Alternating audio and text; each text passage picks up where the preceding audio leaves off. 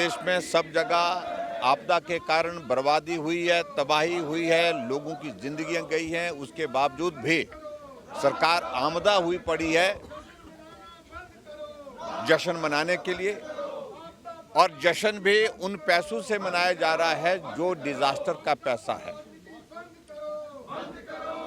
ये फैसला मुख्यमंत्री की अध्यक्षता में ली गई उस बैठक का, जहां मंडी में 3 साल का जश्न मनाने का कार्यक्रम का उनने फैसला किया था।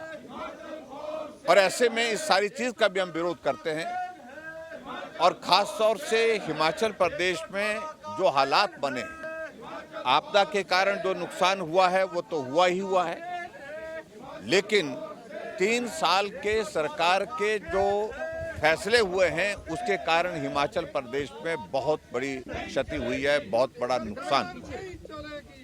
अगर आज हम धर्मशाला में यहाँ पर आकर के बात कर रहे हैं, तो आज ये धर्मशाला पूछता है, ये कांगड़ा पूछता है कि सेंट्रल यूनिवर्सिटी के उस कैंपस का क्या हुआ जो जदरांगल में बनना था। मात्र 30 करोड़ रुपए उसमें प्रदेश सरकार को कंपनसेटरी एफॉरेस्टेशन का जमा करना था, लेकिन उसके बावजूद नहीं किया।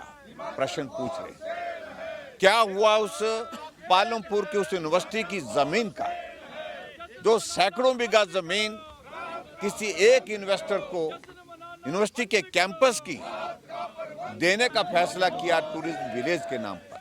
तो हिमाचल ऑन सेल की दिशा में कांग्रेस की सरकार पहले से चल रही है, और कल हिमाचल प्रदेश की विधानसभा के अंदर एक बिल आ रहा है जो सेक्शन 118,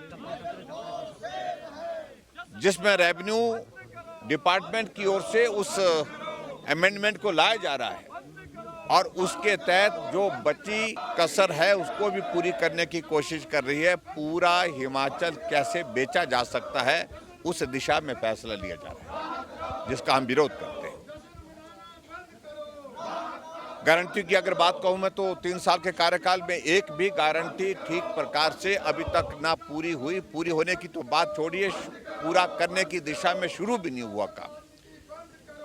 हिमाचल प्रदेश आर्थिक संकट में है, और आर्थिक संकट की स्थिति यह है कि जहां भारतीय जनता पार्टी ने 5 साल में 19,000 करोड़ रुपए का ऋण लिया, वहां 40,000 करोड़ रुपए मात्र 3 साल में कांग्रेस की सरकार ने ले लिया। नौजवान आते हैं, उनके ऊपर लाठीचार्ज किया जाता है। पिछले कल विद्यार्थी परिषद के नौजवानों के ऊपर हम अपनी मांगों को लेकर के जो उनने प्रदर्शन किया, जिस प्रदर्शन के लिए जिसकी उनने बाकायदा जो है मार्च की परमिशन ली थी, टैक्सी स्टैंड से जोरावर स्टेडियम तक, लेकिन उसके बावजूद यहाँ रोक करके उनके ऊपर लाठीचार्ज हुआ है। बच्चों को गंभीर चोटें आई हैं, फ्रैक्चर्स हुए हैं, और उसके बावजूद मुख्यमंत्री सदन के अंदर कहते हैं कि उनकी परमिशन नहीं थी, जबकि परमिशन मार्च की दी गई थी। ऐसे इस तरह के एक फैसले नहीं, अनेकों फैसले हिमाचल प्रदेश की सरकार के। आज अगर 3 साल का कार्यकाल जो है वो कांग्रेस पार्टी की सरकार का पूरा होने जा रहा है 11 तारीख को, आज हम पूछते हैं क्या हुआ उन गारंटियों का जो 10 गारंटी आपने दी थी। इन तमाम मुद्दों को लेकर के आज भारतीय जनता पार्टी ने विधानसभा के सत्र के दौरान विधानसभा में प्रवेश करने से पहले, सदन में प्रवेश करने से पहले सभी विधायकों की एक बैठक में एक फैसला हुआ, और फैसला ये हुआ कि हम प्रदर्शन की शुरुआत यहाँ से करेंगे। सरकार को उखाड़ फेंकने के लिए सब लोग आज हिमाचल प्रदेश की विधानसभा में यहाँ पर पहुँच रहे हैं।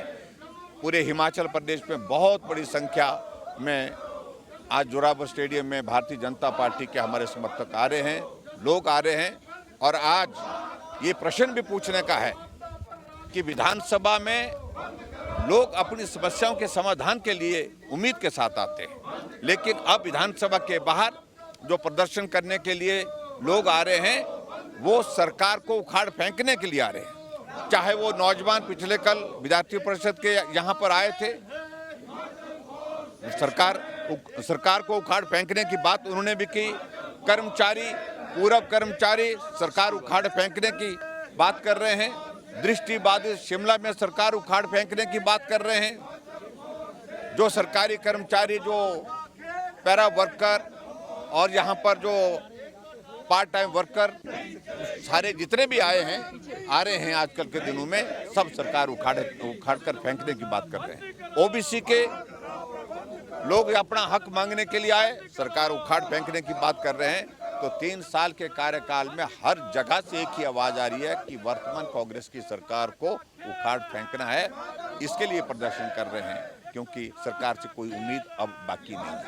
लगता है कि बहुत गलत हुआ है और उनके खिलाफ जिस प्रकार से भाषा का इस्तेमाल वहाँ पर किया गया, एक महिला अधिकारी की ओर से, वो अपेक्षित नहीं था। अधिकारी को आर्ग्यू करने का प्रश्न होना नहीं चाहिए।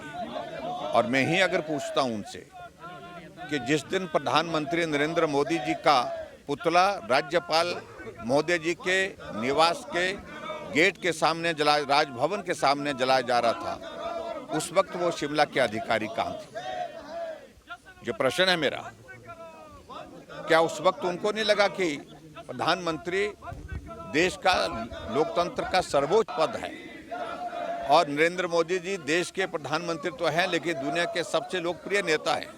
उनका पुतला जलाने की इजाजत राजभवन के गेट के पास दी जा सकती है और दृष्टिबाधित लोगों को उनको नारा लगाने से भी रोका जा रहा है कि मैं ऐसे नारे नहीं सुन सकते। ऐसा बोला शायद मेकल में, हम ऐसे नारे नहीं सुन सकते हैं। क्या पुतला जलाने की अनुमति दे सकते हैं, लेकिन नारा नहीं सुन सकते हैं। अधिकारियों को अपनी सीमा में रहना चाहिए। मुझे सिर्फ इतना कहना है, इससे ज़्यादा मुझे कुछ कहना नहीं है।